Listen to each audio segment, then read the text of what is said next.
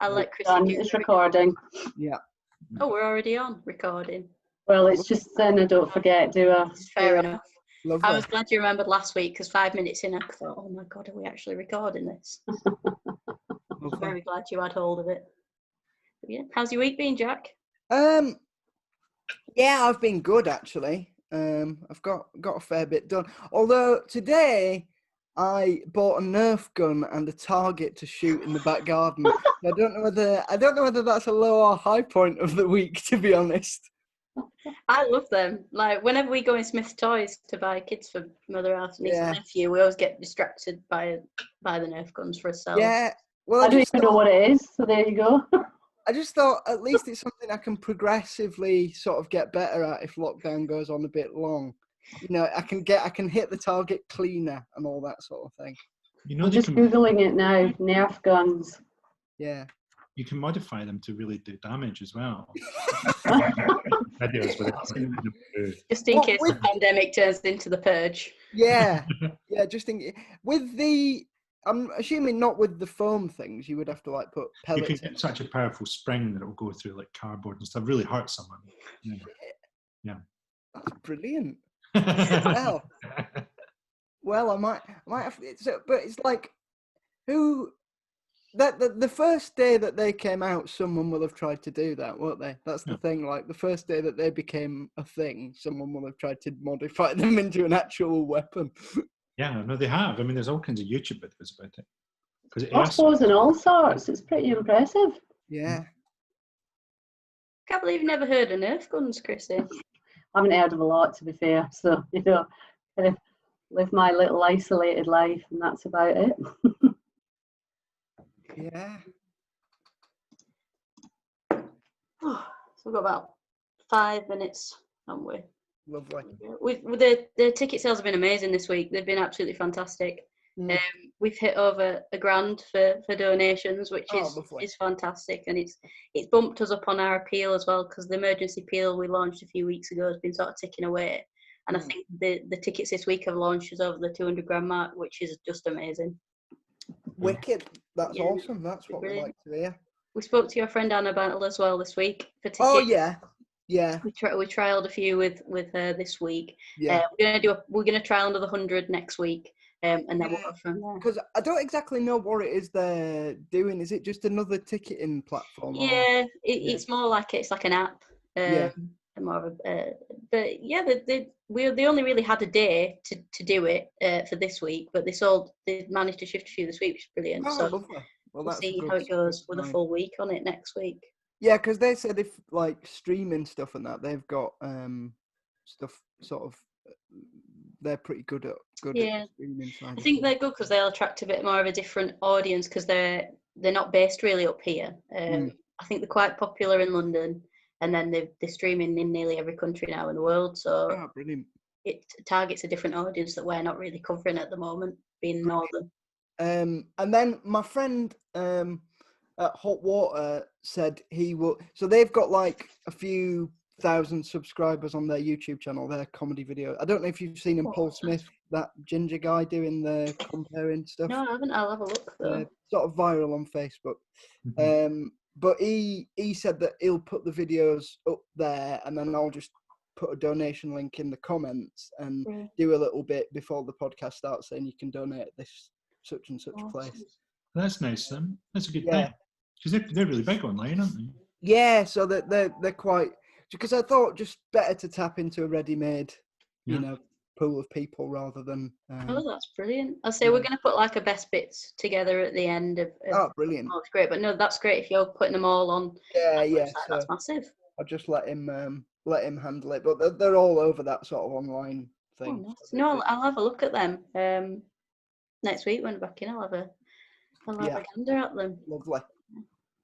Are we happy with everything before we go live, Frankie? So I know it's a bit. I'm good.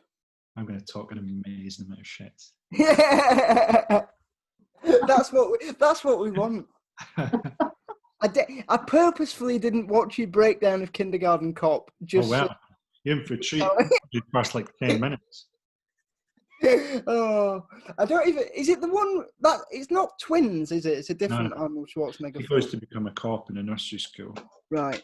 But there's a lot more going on there. Right. Have you had your analysis of I Am the Walrus verified? Because it's the best one I've heard, of the most grounded fact as well. No, but I did get a message from Robbie Williams saying he liked it. He said, "Could you do the same for Candyman?" I feel that he did. I feel a lot of people didn't get it. Wow. Funny. Yeah. Wow. So Robbie's on board.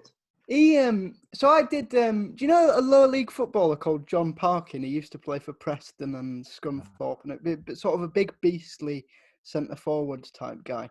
Anyway, he's got a podcast he does now, and I did it the other night. And the guest the week before me was Robbie Williams, so I was following Robbie Williams, and they're all quite like sort of footy lads basically. So they were going, I'm pretty sure it's not going to be Robbie Williams. So what we'll do is we'll all dress up as women and start singing Angels for when he gets into the chat. And then it was the real Robbie Williams. And then just... It's so lockdown, isn't it? People are just bored out of their minds. You'll get fucking Jimmy Page on next week or something. Yeah. Okay, do you want us to make you a host as well? I don't know if you maybe a Zoom old hat. Oh no, I've no idea what's going on. I wouldn't right, that's fine. That's fine. We'll just leave it with Jack. Yeah, I think I know how to operate this. Oh, you're a dab hand, Jack. You're a dab hand. I'll just check the link again before we start. So it's www.forgetmenotchild.co.uk/donate. Perfect. So don't forget Neil's birthday. Yes. Yeah, Neil's birthday. Neil's birthday. Neil's birthday. It's Safa's partner. It's his birthday tonight. Neil's birthday. I don't think it's quite as cute. Go on. Am I trying not to swear here? No, 18. Oh no, it's definitely over 18. Okay. Yeah. You go with what you want. Struggle. It's always a struggle. I've just written Neil's birthday in my notebook, and I'm gonna look back at that in 18 months and go, "Who the fuck is Neil?" I don't know anyone called Neil. Bro. Right, I'm going to turn my video off now. And me, have fun. Are you counting down, Chrissy? Yeah. I'll just turn my phone off. We in? Right. Just tell us when you're ready, guys. Oh yeah, kind of ready. There we go. Lovely. Okay, 3, 2, 1. You're live. People are coming in, so we've just got to have a preliminary chat to the chat. Have a preliminary look at my children's artwork. It's pretty brilliant. But from a long time ago. Yeah. There's a sort of, you could sell that as a piece of modern art, the one behind you. Yeah, it's pretty good. I like to get deliberately terrible art from charity shops sometimes. And not even terrible, but sort of disturbing. Yeah. Have you got a John Wayne Gacy picture? Is that right? I thought about it. So we were doing a tour with this really nice tour manager, really kind of, just a very nice normal person. But we had this idea of sort of talking about John Wayne Gacy, because we'd all sit and read stuff out from Wikipedia on these long journeys when we're touring. And we gradually start just building up the story of John Wayne Gacy, right? But we'd buy the piece of art, which was for sale on a site called Murderbilia, right? And it wasn't going for that much because people don't want this mass murderous fucking art, right? So we're going to give it to her. And then we gradually start talking more and more about Gacy. And then just very casually go, oh, you've got one of his paintings, actually. But and ultimately, we were too nice. We just couldn't do it. Even though it would have been funny.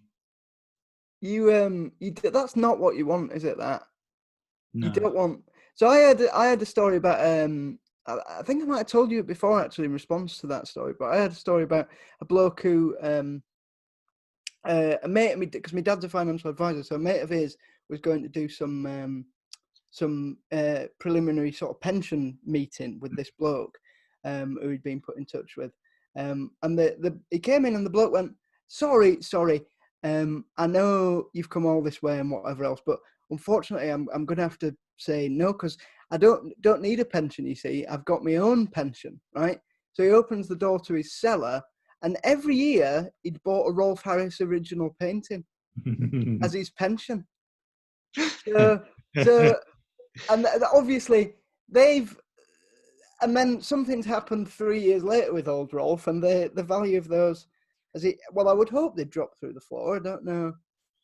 Yeah, I mean, it's good though. Like when you see a homeless person or something, you can imagine that their backstory might be some pedophilic art, pensions, disaster. Add something to it, I think. Yeah, that's that's the coronavirus of the art world, isn't it? The whole thing would come to a standstill. I think it's interesting, isn't it? Because I know you've been speaking a fair bit about COVID and stuff while this has been on. What do you think the implications are with the whole pandemic and the lockdown? Because it's a very sort of strange time. I think like the worry is going back to normal, isn't it? I mean, the worry is now that even before you get a chance to sit and consider it, but if we sit and consider that we've got climate change like about to reach unmanageable levels, and if we're talking about exponential growth, well, the heating of the earth is getting out of control as well. And as soon as that goes over 2 degrees, then that's going to be exponential as well. So if we don't learn from that and we go back to any kind of normality, I mean, that's the real thing. I mean, COVID's going to seem like a really pleasant little interlude when we look back on it. Might not be the best choice of words when discussing climate change, but would COVID be a dry run? Yeah. Yeah.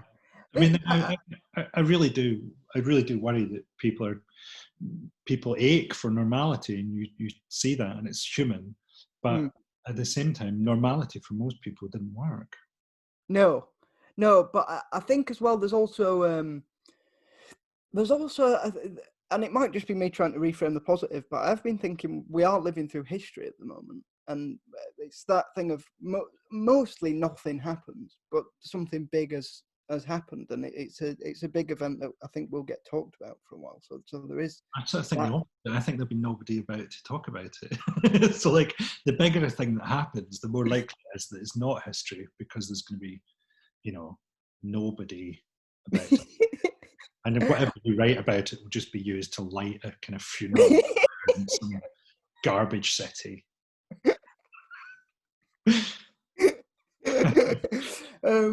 The garbage city would be. I'd feel at home there because I'd never feel bad about not clearing up. Yeah, well, I live in Glasgow. It'd be similar. Yeah. I think that's it's an interesting thing as well, because a lot of people have had to sort of reevaluate how they spend their time as well. Now they've got so much free time. That's been an interesting thing as well. So, like, how have you been? Have you picked anything new up or done anything different? Well, I'm doing new things. So I'm doing yoga 5 days a week, really intense. But my yoga instructor got stuck in Abu Dhabi. So she's living in her sister's house in Abu Dhabi. She went out there for a trip just before lockdown. So she comes and teaches me on Zoom. Yeah. And it was a really good couple of weeks where I sort of pretended that there was a delay on Zoom.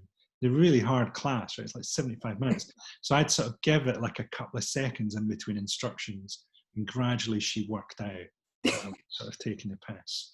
And now it's almost unbearably difficult. I'm enjoying it. It works. Yeah.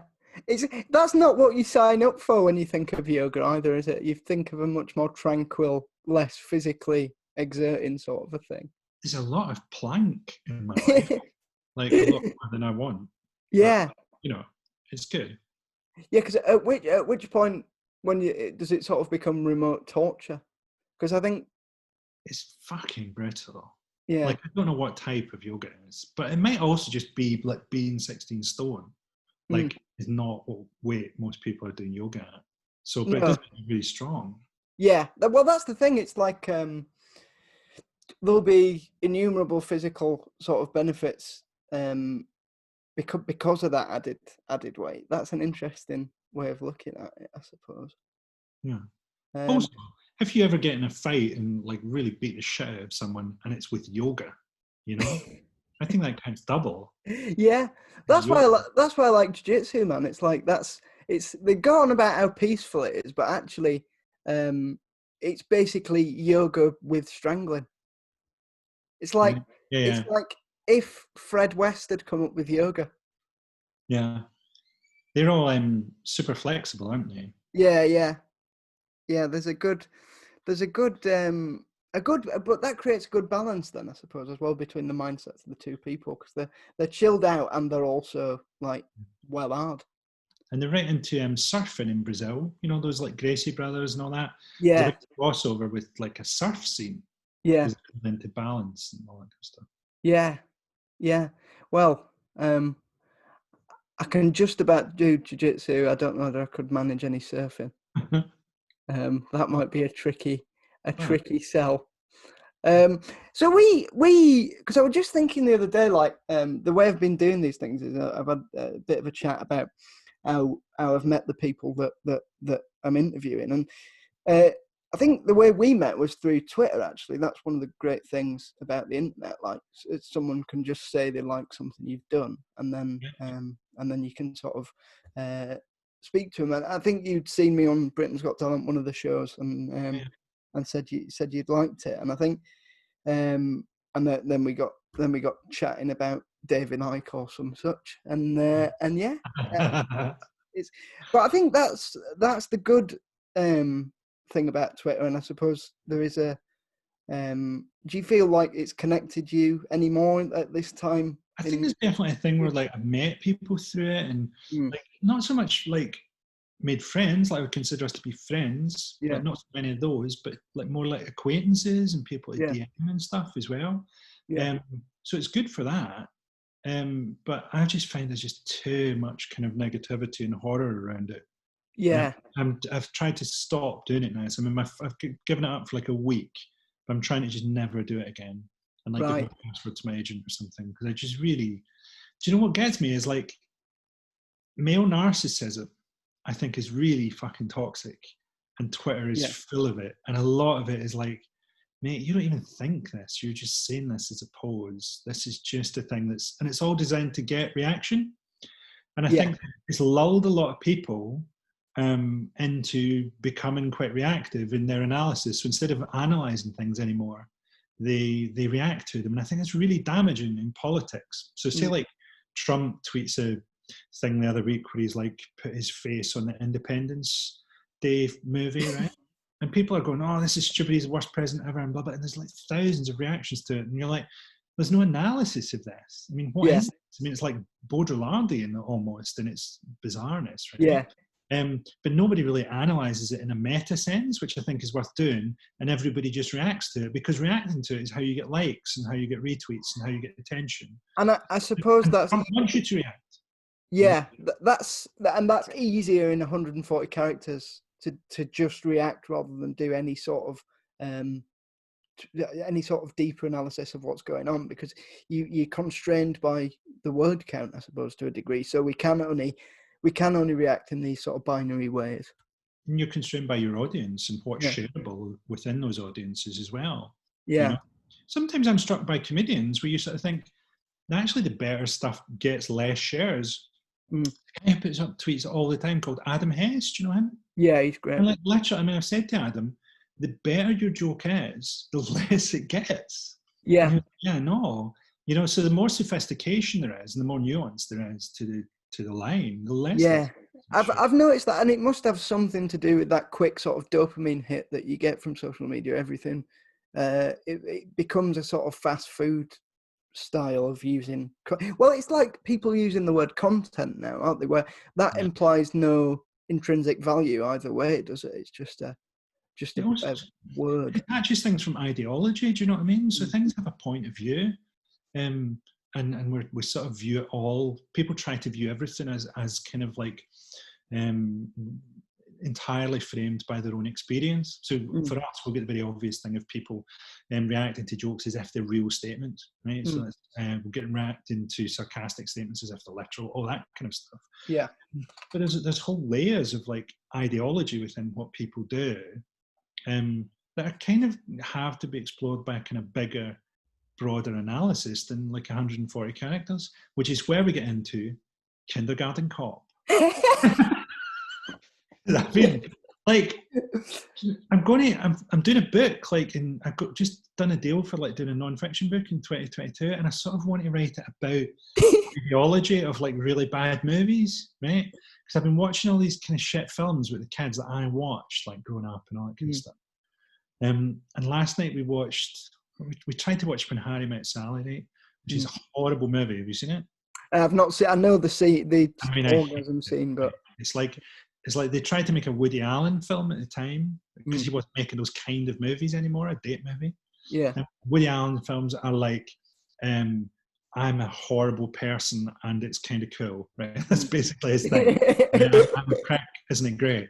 Yeah. This movie, it's written by women, and they've tried to make the story, men are kind of horrible, but you can get past it, which is in a way an even more damaging message, right? So the kids hated it. And we put on Kindergarten Cop, right, which is not a good movie, right? The ideology of the film is it's saying, I think it's really important, like sometimes what these crap things are saying, but like, basically Kindergarten Cop is a movie that tries to Trojan horse Germanic culture into like mainstream America, which is already there, right? So America is a Germanic culture, right? They almost had German as their official language. Well, that's because every American governor sounds like a Nazi in a Carry On film, don't they, as well? Yeah, and the work ethic, you know that thing where they have like 2 weeks holiday and they'll take 10 days of it and all that stuff. That all comes from Germany. All the town boosterism. You know, we've got a town that's centered around artichokes and blah blah blah. And that's all there, right? Yeah. Frankfurters, hamburgers, hot dogs, all that kind of stuff. Is German, right? And it's a huge part of American culture. And Germans are the largest ethnic group in America, right? They had all these people come over in the mid-19th century when there was trouble in Germany. They're called the 48ers. It's a massive wave of like, immigration from Germany, right? So Kindergarten Cop is a movie where Arnold Schwarzenegger, an Aryan ideal, right? He's a cop in a really rough kind of environment. He's like stylized 80s cop, right? Who has to go and be an undercover teacher in a kindergarten, right? And get this, Astoria, Oregon, right? Now, Oregon is one of the most German states in America, right? And Astoria was founded by a German fur baron, right? Well, or he popularized the town. Yeah. He got Washington Irving to write this like propaganda novel to make this a bigger town, right? And Schwarzenegger goes there. It looks like a Bavarian town, right? He's not cut out to be a teacher. He's a tough guy cop. So he starts teaching the kids all these like military drills, and he gets them running in and out between tires and doing sit-ups and running around outside and stuff, right? And you think, wait a minute, that's not a cop thing to do. That's not what policemen do. That's what the Hitler Youth did, right?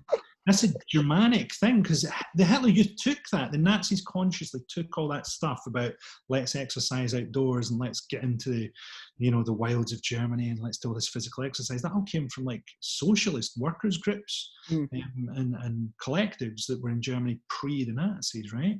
So he's saying let's have this Bavarian culture, right? And then he goes to he brings his partner with him. She bumps into his love interest. She just starts pretending to be Austrian, right? So it's saying, look, you can choose to be more German. Just go with it, right? And at the end of the film, now this is the really important bit, right? At the end of the film, so Arnold Schwarzenegger's gone from being this tough 80s cop, right, to being this kindergarten teacher, right? And at the end, he decides to stay as a kindergarten teacher, right? He's had no training. He's a cop. He's just going to stay and live in Germany, right? But he has, within the logic of the film, he has his own 13-year-old son that he doesn't see anymore. And he's just decided to stay in this little German town. Right? And what the film is saying is, if you don't like your fantasy, right? So you're the fantasy of being an 80s cop, of being a tough guy, of shooting your enemies, of strong-arming people, that's not working so good anymore, right? The film's made in 1990. So if that isn't working, why not trade it for another fantasy, a fantasy of like rural retreat, right? And like, this is what capitalism does. And I think people don't understand this. it's not a monolith. It's not saying, look, buy into the fantasy of materialism. It's saying, buy into one of the fantasies of materialism. And if your one isn't working, why not try another one? And we know these guys. You know these guys who are like comedians who like, you know, doing lines at the Comedy Store for 10 years and then suddenly they're living in a fucking village in Hertfordshire. They're just doing fucking kindergarten cop. That's quite a sort of an ideal reminiscent of like German and Austrian psychotherapy as well, isn't it? All that sort of meaning-centered psychotherapy is the last vestige of the human mind, is to be able to choose how you feel about a situation, even if you can't, you know, you can change the fantasy. That's quite an interesting thing. Well, if it had been a better movie, they would have got some of that in there. Yeah. Well, maybe it's on their deleted scenes. Yeah, his long therapy sessions. I love that on the director's commentary. Yeah, well, Arnie came on the set one day, and I had all this great stuff about Frankel, but apparently didn't really fit with his brand. So that might be quite. You can campaign for that on the Blu-ray release of the DVD, which I'm sure is happening. Sure. Yeah, I think that's an interesting thing, and that's one of the reasons why I love those Instagram lives that you do, because there's this sort of discursive thing where you're allowed to talk at length about a particular subject.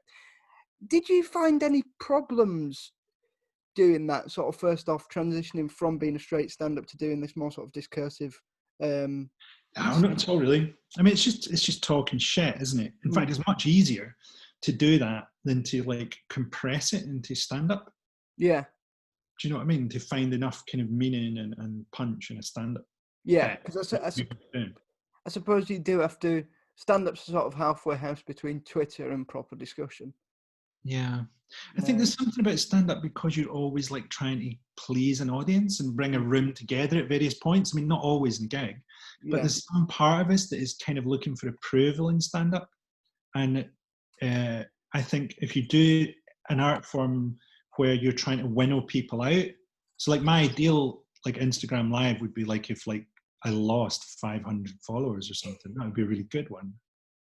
And that's quite good for people like us who are naturally inclined to want to please. Do you know what I mean? Yeah, I think that's what I did with when I'd done Britain's Got Talent. Obviously, you get a lot of Twitter followers out of that, and a lot of them are sort of a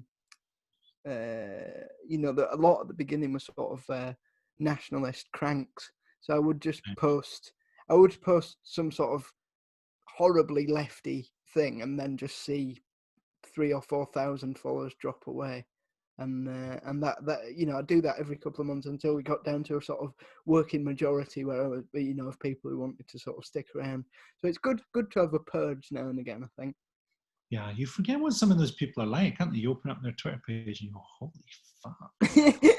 These people exist. It's terrifying. Because, like, when I see anyone post that sort of stuff, I automatically think, oh, they're joking, or they're being silly, or they're being hyperbolic or over the top. And then there's a second, you know, it takes a second to see that they're actually, some people actually think this stuff. Yeah. But so like, because that's what I was interested in, like, going from Mock the Week and sort of straight stand-up as you were doing. Do you think, like, it's quite good how you've managed to sort of smooth that transition between a stage persona and a bit more of a sort of public persona? I think you only ever smooth it for the people who are interested in coming with you. I think there are other people who are like, oh, you're that shock guy from fucking panel shows or something. And you'll just always be that, but you're not the people who actually sort of follow the stuff. Yeah. So I mean that's good in a way, I think, because you don't want those people coming to shows. Yeah. You're disappointed. And I suppose there is an idea that you've got to get the fan base before you can sort of whittle it. It's not ruthlessly whittling it down. Yeah, exactly. Yeah, I think so. That's not. That's a sort of very barbaric attitude towards stand-up comedy audiences. I'd love you to do some actual whittling on stage as a metaphor. I pretty much do like get some of the audience thrown out sometimes. Yeah. Just like, as a Like as a sort of losing some. Yeah, I've seen, because I think you attract quite drinky crowds and stuff, don't you? Hugely. Yeah. We did a gig. Me and this guy did a gig at the Armadillo in Glasgow. You know, like the support act always wants to start. You know, you want to start on time, don't you? Because you don't want them wondering where the headliner is and all that kind of stuff, right? Or it's saying you're welcome. And he's like, can we just start? And there's still people at the bar. He was like, how many is there? And I went, like 1,500. I mean, they're there to drink lager as well. So when I play theatres, sometimes the bars at theatres are set up for people to get a G&T. Yeah. Most places, they're set up for you to get a G&T and get back to your seat kind of thing. So if you're trying to sink 2 pints of lager, they don't have the capacity to do that. The bars literally aren't long enough. Yeah. And then there's a certain level of drunk that audiences reach where comedy happens to be incidental. Yeah. You know. I only do weekdays now. Yeah. I don't do weekends anymore for that reason. It's a good way of going about it. Yeah, it's an interesting thing that you would go to stand-up comedy, because I think they go to stand-up comedy and get drunk and then are annoyed that they're not the one talking. Yeah. There's also something about comedy audiences, isn't there, where you're like, well, I don't go to comedy very much because I'm funny and my friends are funny. Like, I don't need someone to make us laugh. Yeah. Like, we can do that. So, like, you know, like, comedy crowds are essentially the people who can't do that. So when they start shouting out, you're a bit like mate, you've literally paid to come here because you can't do this. Yeah. And then you've got to get a big bloke to go and sort of grab them by the head.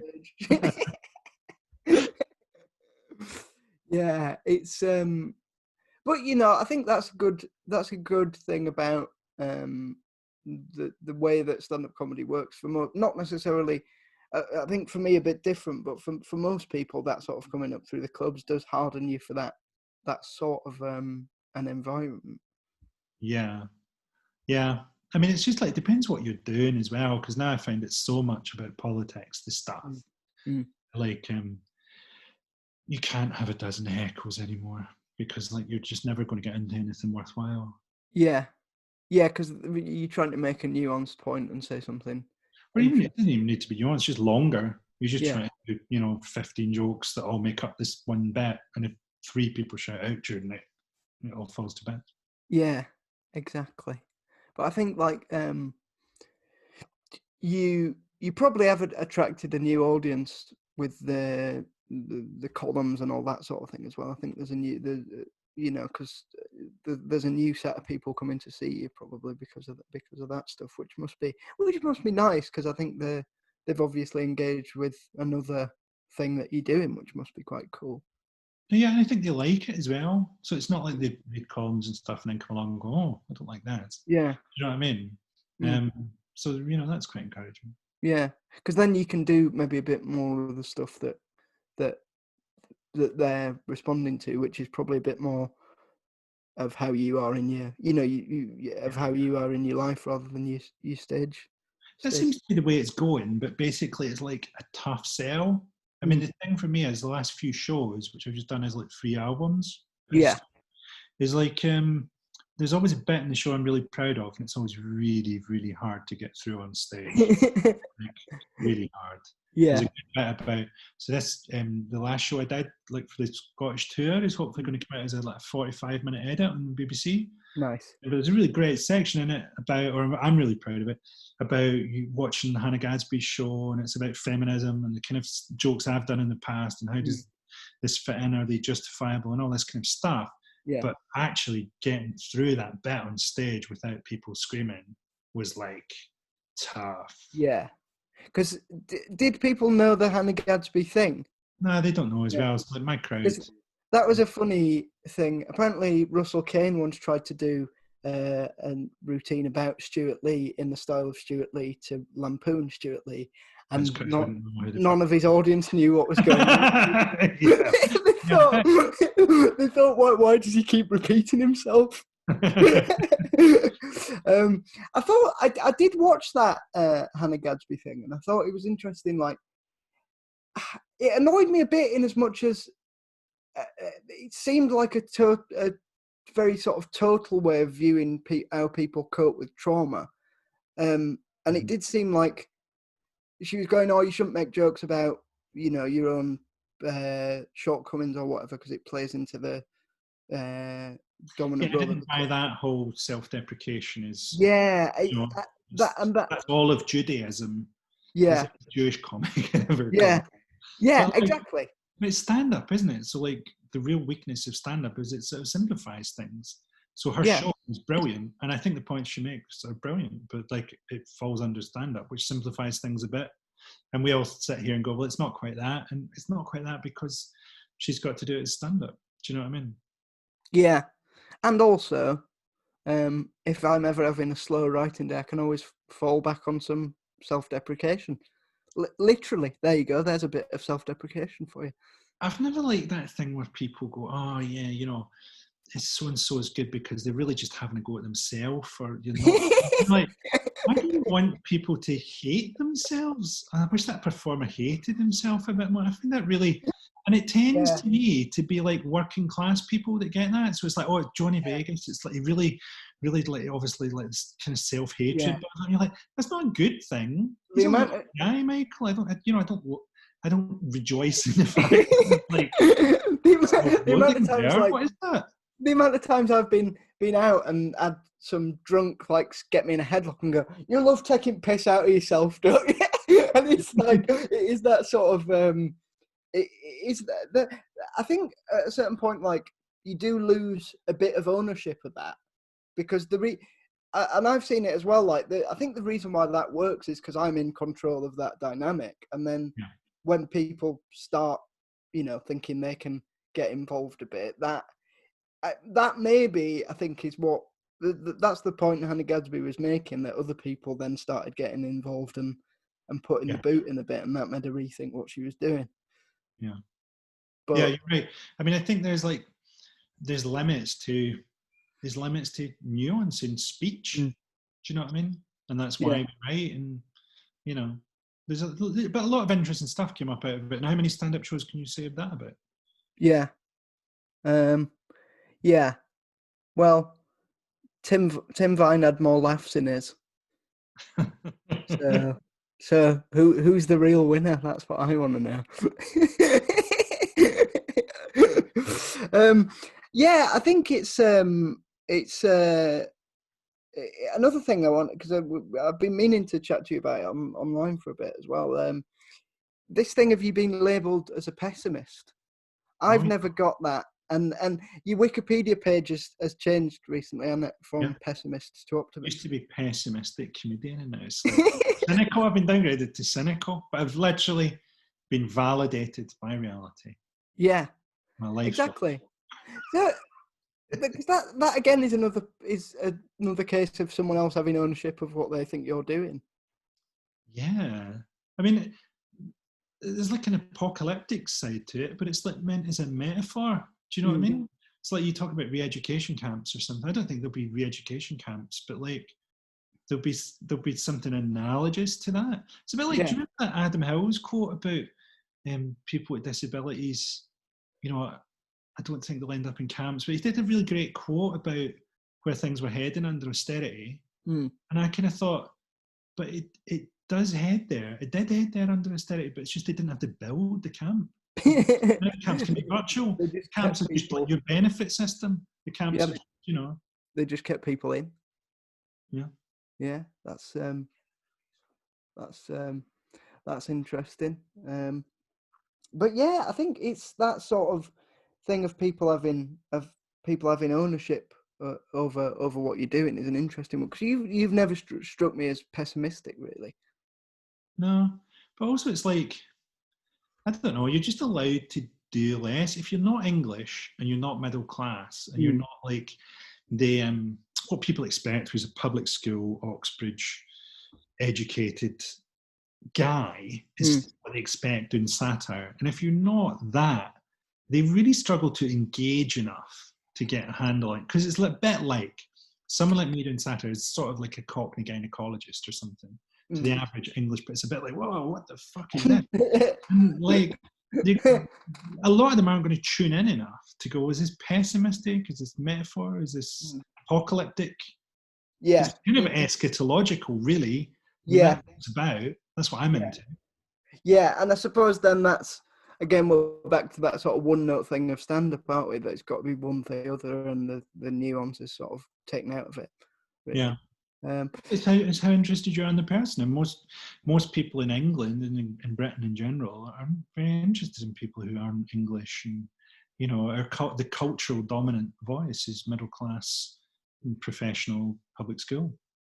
Yeah, and they're, say what you will about them, but they are very successful, so they must be doing something right.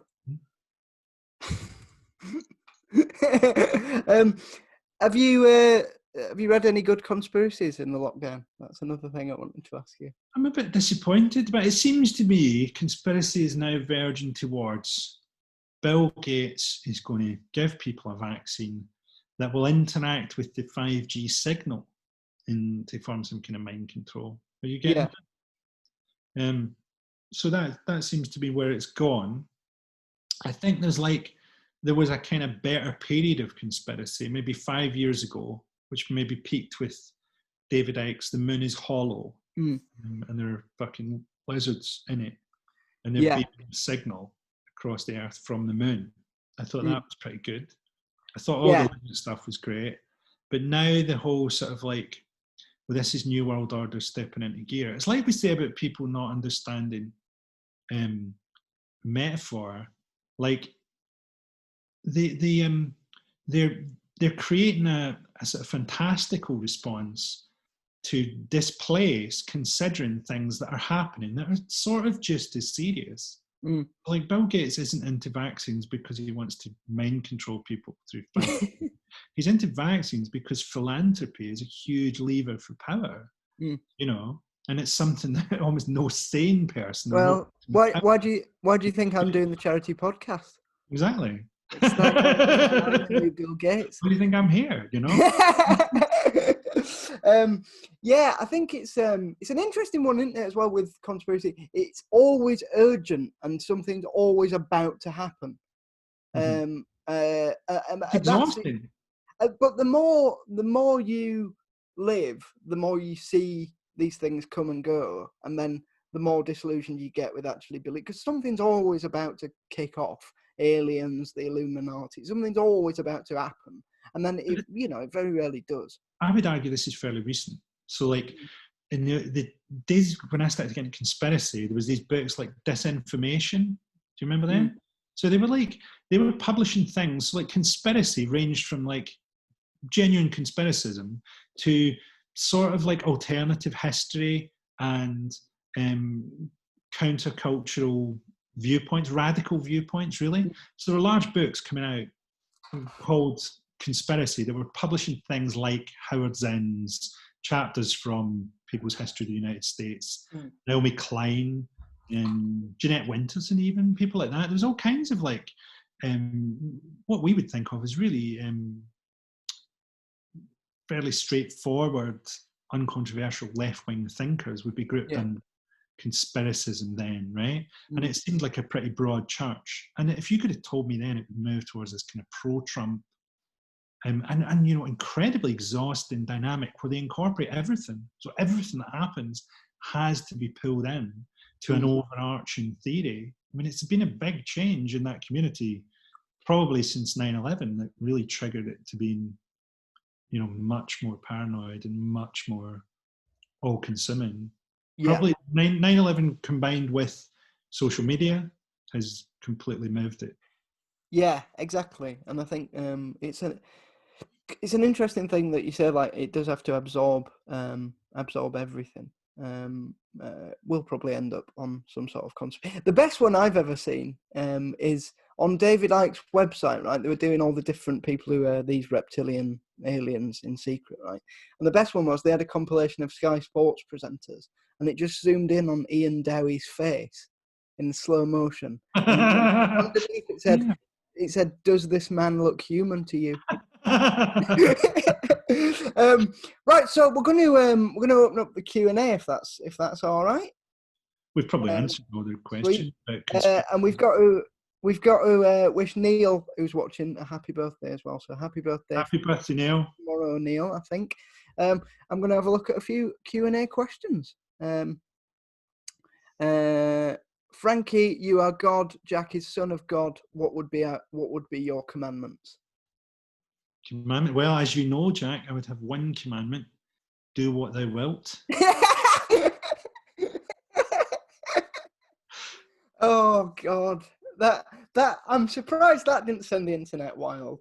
So yeah, when we'd done Live at the Apollo, myself and Frankie, we recited some of Aleister Crowley, the occultist magician from the 19th century. We recited one of his little sayings when we did the handover, and I often wonder, did Michael McIntyre and did Michael McIntyre and who else would do that? I probably don't think he did that. So it's do what thou wilt, and love shall be the whole of the law. Yeah. Yeah. That would.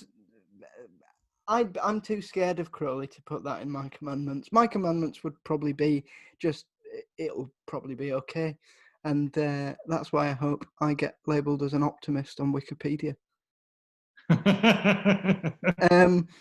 Serious one. It may rub some people up the wrong way, and they'll hate me and call me cynical, but it's simply this: why did Boris Johnson cross the road? To avoid one of his children? I'd have said to avoid media scrutiny. Going to give us the punchline? Yeah, I think we were meant to come up with the punchline. Oh, right, okay. I think we did all right there. Yeah. On the hoof, a little wider across the road joke. It was probably to burn a £50 note in a homeless person's face, to be honest. That's got a bit more punch. He's got to be happy with that. Could well be. Lovely. So, where are we? Someone has said, think I may be in by mistake.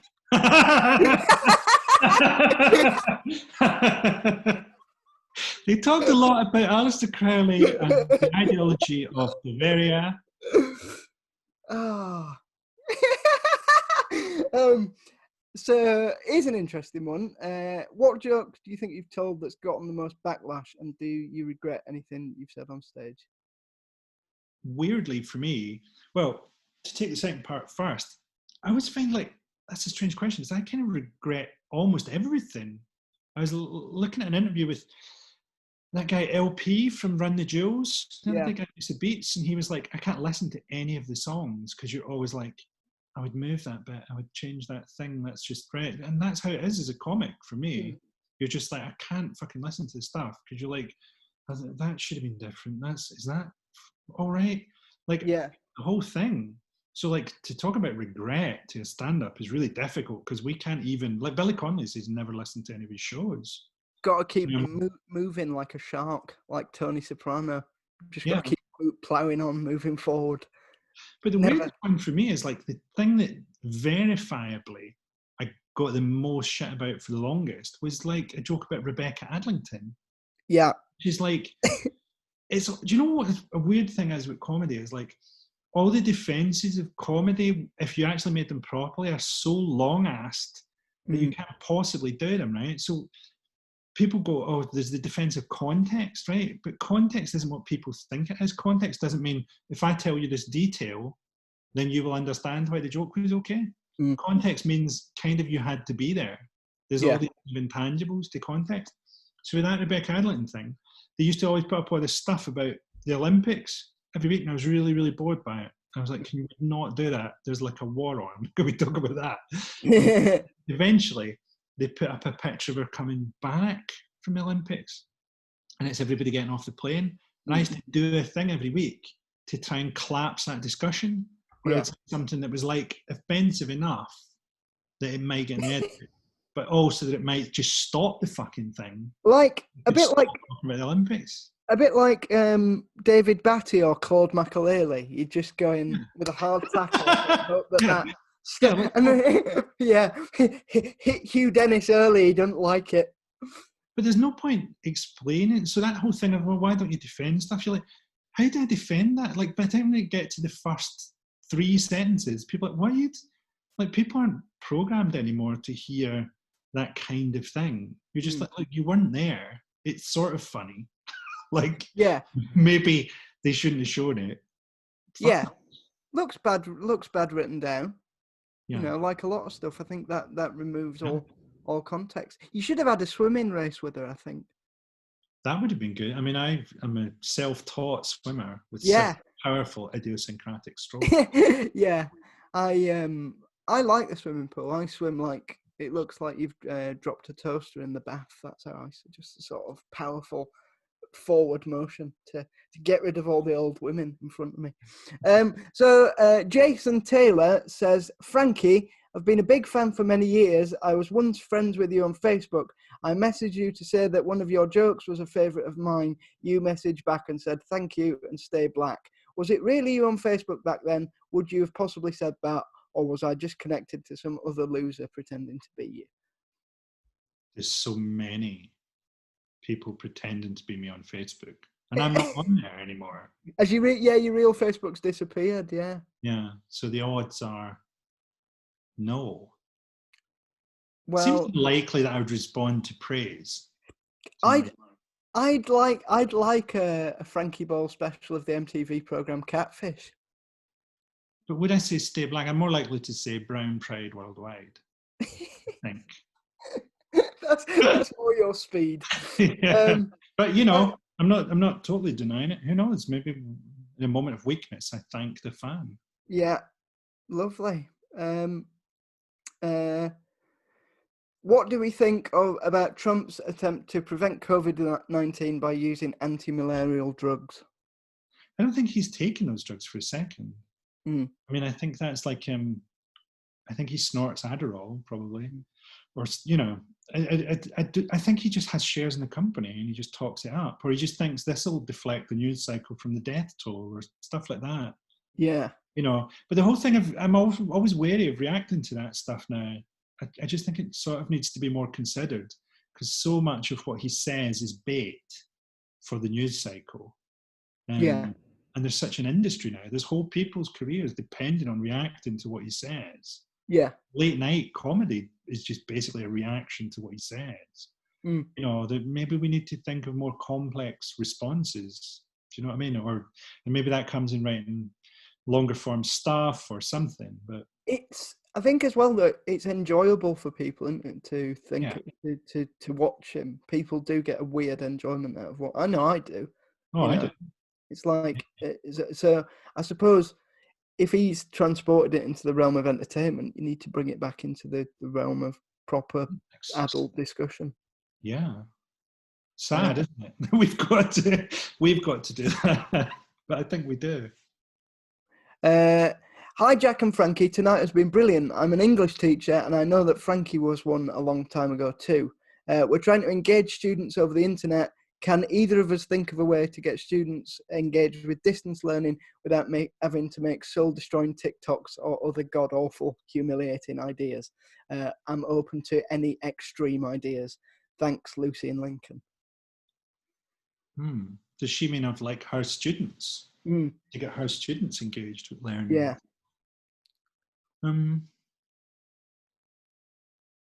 I don't know. I mean, I don't know how I don't think kids are enjoying the whole Zoom class thing. Yeah. From what I hear from kids. Yeah, I'm just trying.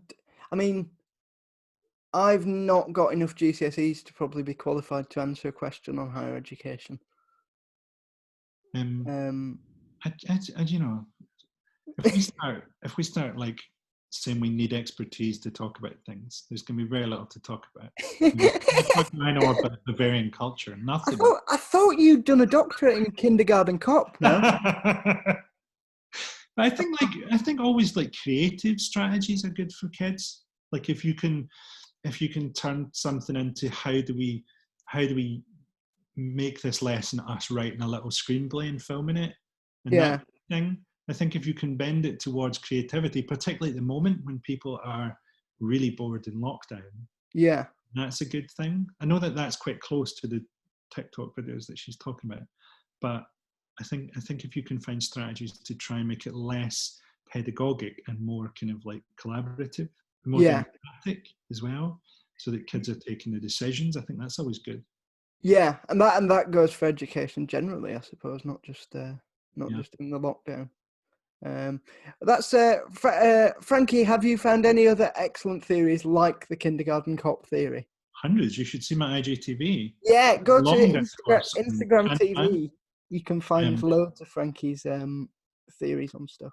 Basically, to summarise very quickly, the film Candyman is actually a treatise on the weakness of white liberalism in America. Check that one out. It goes on for quite. I did watch that one. It's a bit like Instagram TV has very much taken over from Speaker's Corner in this panel. I thought it was bad they arrested what's his chops, Piers Corbyn. Yeah, he's like endangering life and stuff. But if nutters can't speak in Hyde Park, I mean, is nothing sacred?